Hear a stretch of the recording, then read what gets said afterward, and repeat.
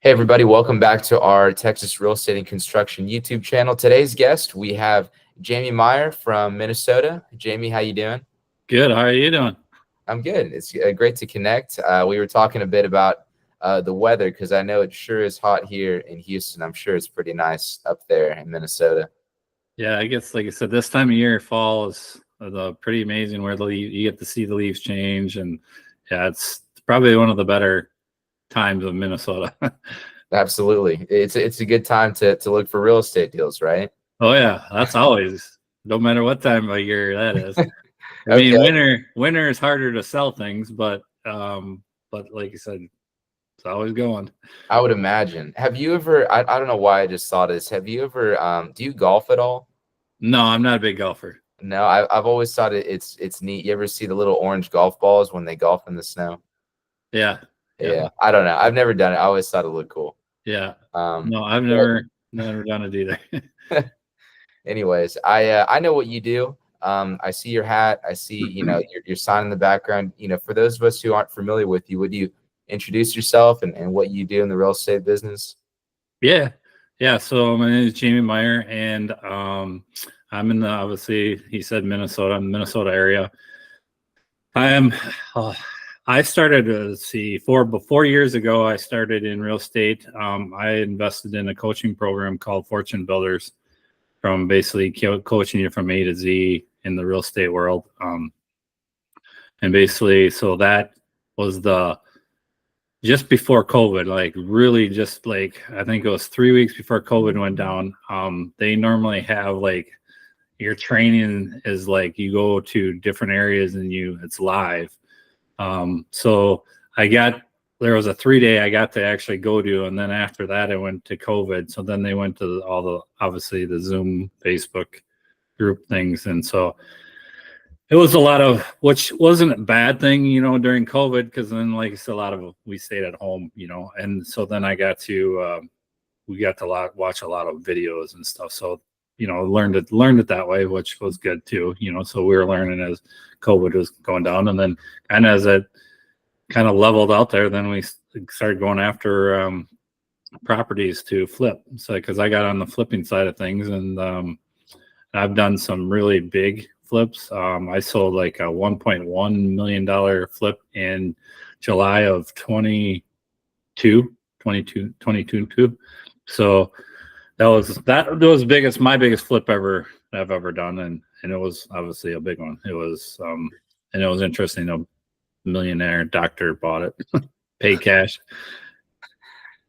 How about that? You said 1.2 million was that for the flip? Yeah. Wow. How about that? The rehab alone was $300K. Oh my goodness.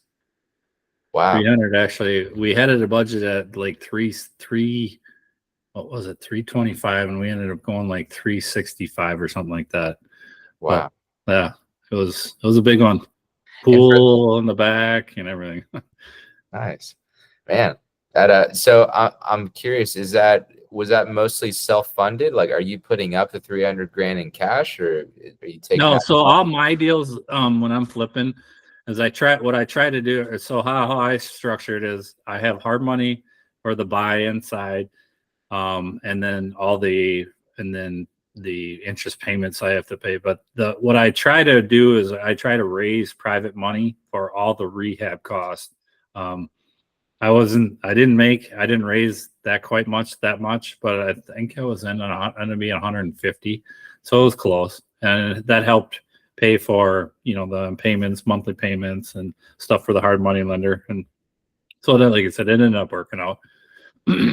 Sure. And when you say raising money, do you have private investors that you pitch deals to and just say, hey, you want to put your money somewhere into this deal, invest with me, or like, what do you?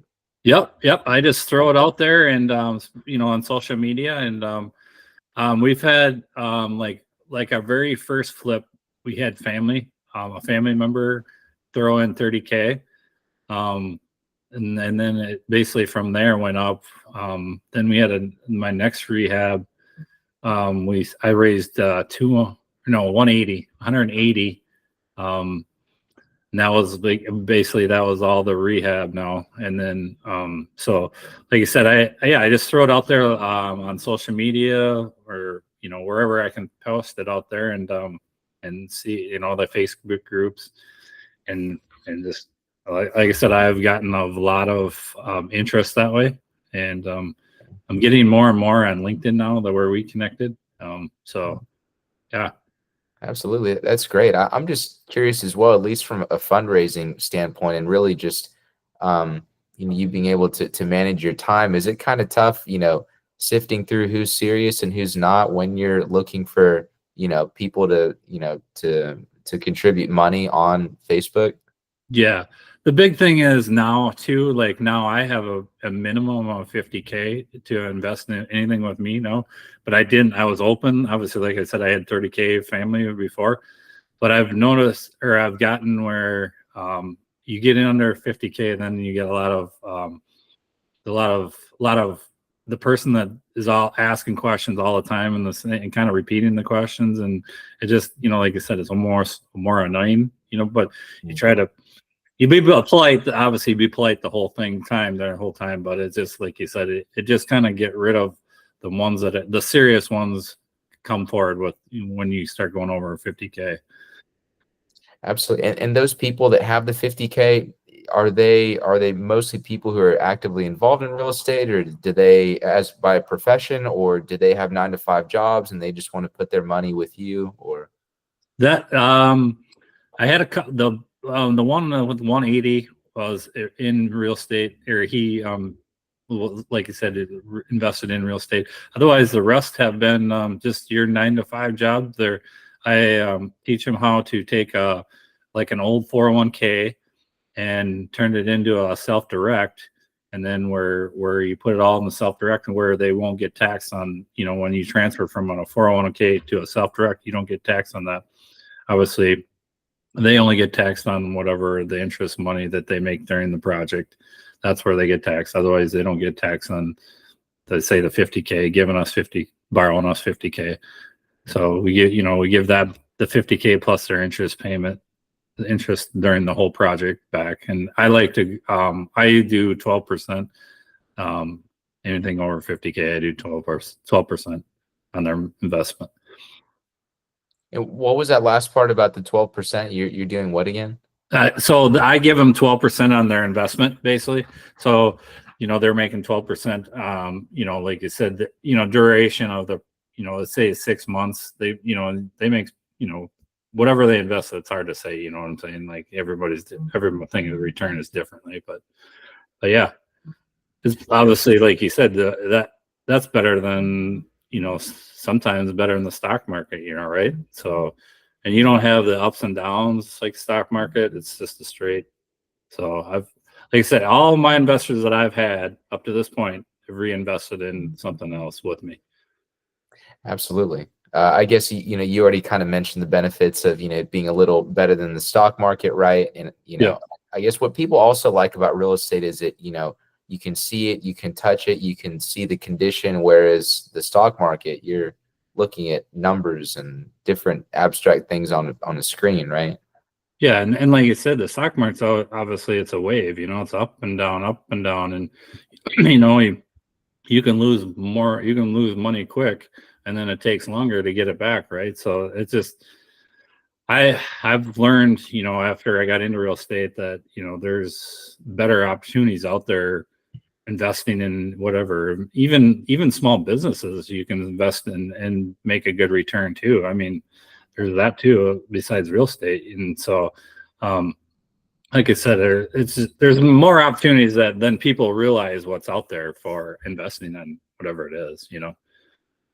Absolutely. Very good. And for someone who's looking to raise money for the first time, maybe what were some of the initial obstacles that you face? I know you mentioned how you had the 30K from a family member and then making it minimum 50K, but maybe starting out, what were some of the growing pains, or things that you experienced when you first started raising money?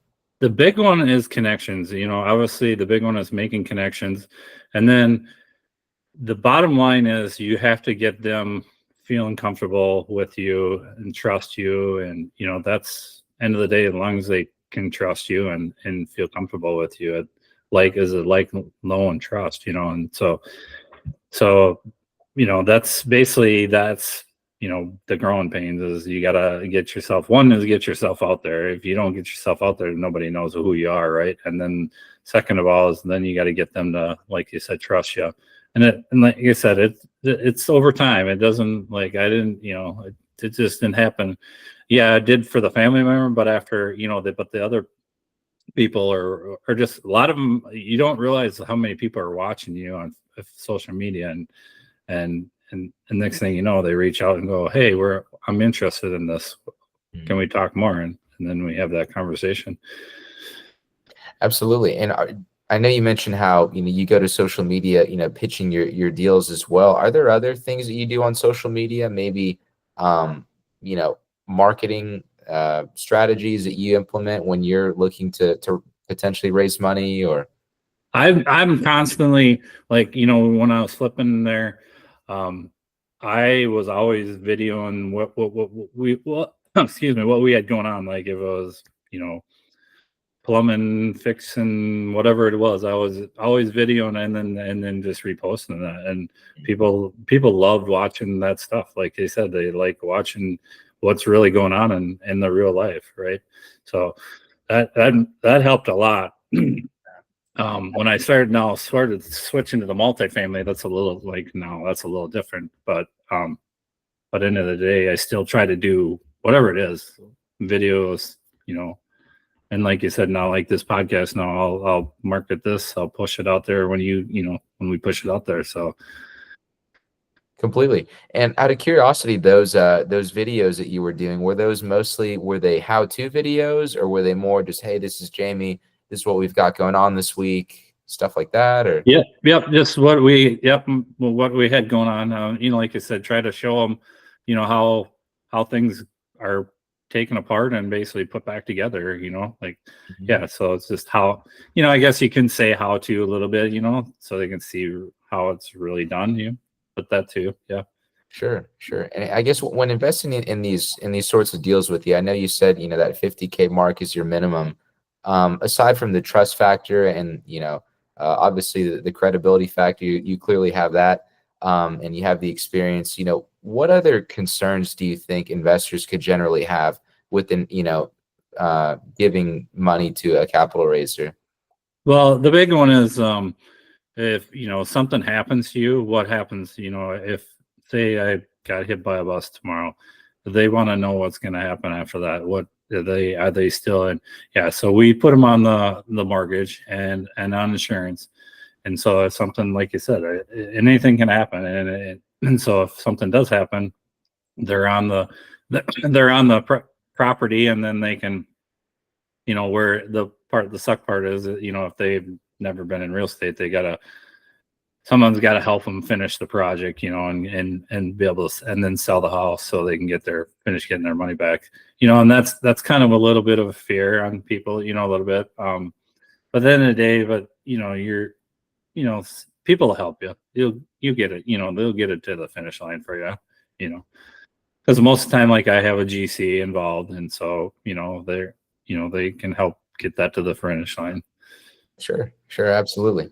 And out of curiosity, what, aside from, making a bit more money or really scaling up, what encouraged you to move from the flips to the larger scale deals? It sounds like you're focusing more on multifamily now, or? Yeah, and more, it wasn't so much the bigger, or I want to say more money, but it was more, I want more passive. Flipping is basically kind of a roller coaster. You could have some good ones, and then you can have some bad ones, and like you said, it's up and down a little bit more with flipping. So I just wanted more of a passive income, so that's where I now started. I'm not going to totally say that I'm never going to do a flip, because I enjoy doing that part. I grew up around construction all my life, so I love the construction end of the commercial side of things. I've been around that all my life, so I love that. And so, like I said, I'll continue to do flips here and there, but they got to be, like you said, a decent flip, and where I would like to, at least say 100 or 6 figures, make 6 figures on the deal, just just because it's it's a lot of time consuming. Sure, sure. I mean, that makes a lot of sense. And with the multifamily aspect, is there any particular criteria that you have, or particular markets or things that you're really looking for to say, hey, this is a viable multifamily deal? Well, I'm looking now for all the value add, something that's value add, and I'm looking at from like 4 to 50 range units.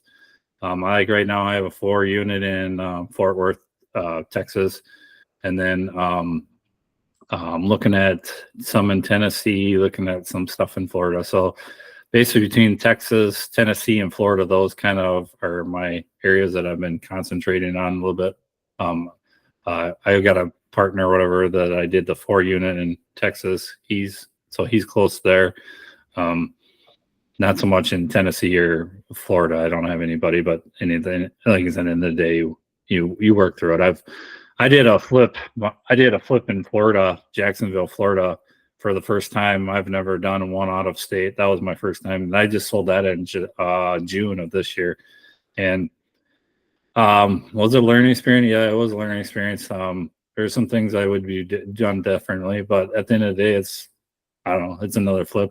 And actually, it almost sometimes it was better than I couldn't be there every day. Like up here, I was there every day, and so it's almost gets more frustrating when you're there every day, when you can see the contractor didn't do this or didn't do that. So it was kind of a wash there. Like then I'd have to see what's not being done and what's being done. Yeah, I know. It's almost like, I don't know how to phrase it. It's almost as if you really have to dial in your systems if you're out of state, because you're not going to be there. Yep. And that's where if I do another one, it'll be, I didn't see this property at all. I did not step foot on the property, and I did it. This time, if I do it again, it's going to be, I'm going to fly down there before and then fly down there after, and go through it. And like I said, there was stuff that didn't get done where if I would have went down there after, I could have said, hey, we need to get this done, and so that was my big learning experience. Sure. Was that sort of nerve-wracking for you, knowing that this was an out-of-state flip for you? You're not really there. Were the investors concerned about that aspect of the deal as well, or? No, they weren't. No, they weren't concerned about that. No, I didn't have any issues there. I just, like you said, it was nerve-wracking a little bit, because it was my first one. So, and like you said, you just they just tell you, well, we got this, and they send pictures to you and make sure that they're sending pictures to you so you can see what they're getting done. But at the end of the day, like you said, there was stuff that got missed, and if I would have went down there, I wouldn't have got missed, because I would have went through it, Sure. real, and picked out, hey, we got to get this. Absolutely. And I'm curious as well, just given that you're in Minnesota and you named 3 states that you're not living in, right? Texas, Yep. Tennessee, and Florida. When you're doing business in those 3 different states, do you need some sort of connections to that state? I guess particularly, maybe writing up contracts or having people, help out with the work. It just seems like there's a lot of moving pieces there if you're dealing with 3 different states, right? Right. Well, the big one is, the big one is connections, having connections there. I know some, like I said, I know some people in Tennessee, and I know some people in Florida. So the big one, is connections. Like that Jacksonville, Florida flip, the realtor I become, I never met her before the project. And then I said, hey, would you be interested in sell this? And she said, yeah. So then there came a point I came really close to her, and like she helped me, because there was a couple times where we got called out on the inspection, so I need to get a couple of contractors back. Well, some of mine didn't show up and didn't want to come back. It was like, so that was frustrating. So she helped me get a couple of them, and we got to the finish line. She was really amazing. So like you said, the big thing is connections, and having somebody, local there that can say, hey, yeah, this was going on, or like there's a flip not a flip this 5 unit in Tennessee that I'm looking at. Well, there was the guy that brought me is a local guy. So I just said, hey, you got to just tell me the areas, because I can kind of see that it looks in the bad area, but is it good or bad? Like, so it's nice to have somebody that's local that can kind of say, yes, this area is good, no, this area is bad. And yep. Sure, sure. That makes a lot of sense. And I guess off that, for someone maybe who's doing, who's raising money for the first time, they're setting up the financing and maybe they're investing in their own state or out of state, do you recommend working with wholesalers, or are you going direct to the seller, or? Well, I got a little combination of both. There's wholesalers that bring opportunities, and then there's the big one is try to, especially with multifamily, is try to get the owner, and then the other one is trying to convince them. Like, so our Fort Worth one, we have seller financing, and that's huge. Where it's a win-win situation for everybody, because, like I said, they're getting they would say they want 10% down or whatever the value is, and then we give them that, plus then now they hold the note for, say, 3 years. We just signed, say, well, 3 years now, we'll refi it out and then pay the owner out, and then plus all his interest. And so it's a win-win. Okay, that's interesting as well, because it seems like that seller financing model is getting more popular just given the economy, right? Yep. With the interest rates, where they're at. Yeah, it's exactly. And at the end of the day, the other thing is too, that doing seller financing now, they don't get nailed tax reasons why for all one lump sum, right? If we bought it all one lump sum, they're going to get, now they got to do whatever 1030 to exchange so they don't get taxed, or like I said, otherwise that's the other big benefit too, is when you do that, well, then now they're not going to get nailed for all that right away. So it's kind of evened it all out. I guess that's why you mentioned how it's a win-win for both parties, right? Yep. And so and it is tough to get people, because some people's minds can't really think of that. So sometimes you got to really explain to them, and sometimes they still don't want to do it, and then there's sometimes, we'll do it. But then they just got to approach them like that, and if they want it, if they do, if they don't. Nice. Could you explain that scenario again? You come in with, you saying, hey, I can put 10% down, and they would be on the note for 3 years, and then what would happen after that? So then, say whatever we agreed on, say we agreed on $500,000 for the buying it, right? So we put the 10% down, and then we go with the 3 years. We pay let's say their monthly payment is $5,000. So we pay the $5,000, but they're still on the note. Like I said, again, now if something would happen, they get their property back. Or basically that's theirs, So then, like you say, we make the monthly payment until that 3 years, and then at that 3 years, then we pay the rest out to them, and then, like I said, we turn around and refi. We basically refi it out, pay them off, and then now it's all in our pocket. We're making all the cash. I mean, we're making cash during the process, during the 3 years too, because we're getting the rent. We're getting the rent payment, right? So whatever the rent's for the 4 units, we're getting all that. And so, like you said, it's a great deal. It really is. Yeah, that makes a lot of sense.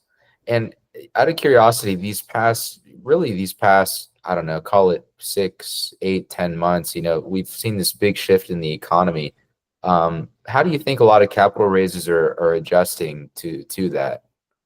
The big one, like I found now, like when things, like you said, when the economy got tight there, the big one was, it seemed like more people are interested in, again, like flips, more short-term thing, like 6 to 12 months, they get their money back.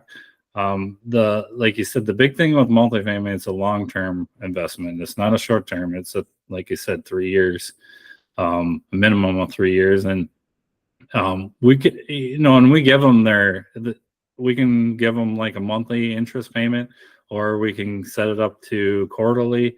It's however they want it. At the end of the day, I mean, we wouldn't go anything less than a monthly, but and so they should, they feel comfortable now too a little bit, because now they're getting their interest payment once a month or quarterly. And so, but at the end of the day, that's the big difference, is it's a more long term, and a lot of people are kind of hesitant on that. That's what I found now, going from flipping to multifamily, raising private money. I guess I would imagine because there's so much uncertainty, maybe with the market or the country, or just different factors going on. Yeah, and the big thing, obviously we all know that, have you ever heard a rent go down? That's like not common. Like, yeah, I mean, I'm not saying it's ever happened, but I mean, rent's always going up. So, it's like the real estate is always going up. Your property's always going up. It's never going down. Like, it might level out a little bit, but it's never goes backwards. So that's the big thing with real estate is, it's always a constant. It's not like you said, stock market up and down. Absolutely, Jamie. Well, I know I mentioned it a bit, asking about your criteria, but really in terms of what the remainder of the year looks like for you. If someone's out there listening and wants to connect, what exactly are you looking for? Is it more JVing on deals, or raising money, or how can our audience connect with you? Well, the big one is, yeah, if they have a deal that they have, I'd be more than happy to JV with them if they have a deal out there that they have, or they know of, or because the other thing too, I'll pay a referral fee if they give me a deal, and I'll pay them, whatever we can work out, and then capital, like you said, just reach out to me, and I'll like you said, I'm always constantly looking for deals to be ready to roll once I have a raise or money available. Yeah, makes a lot of sense. Jamie, is there anything you haven't said for us that you really just like to hit home?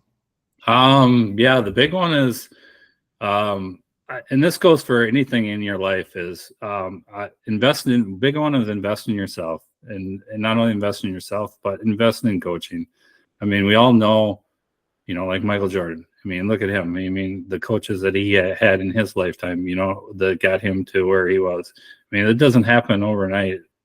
But coaching will get you a long ways. Not only that, but you learn from their mistakes. They tell you their mistakes, what they did wrong, or why, and so that's a big one. Like I said, invest in yourself, invest in coaching, whatever it is. I mean, it can be your health, going to the gym, invest in a coach to get you better, healthier. Completely. There's a lot to be said for having that sort of wise counsel, the people in your corner who want what's best for you. Yeah. Absolutely, Jamie. Well, it's been a pleasure, sitting down and you walking us through a lot of these different scenarios, namely seller financing, and of course the private money capital raising aspect. I think a lot of our audience really gravitates towards that. So, thank you again for coming on the show. Thank you, Aaron. Absolutely.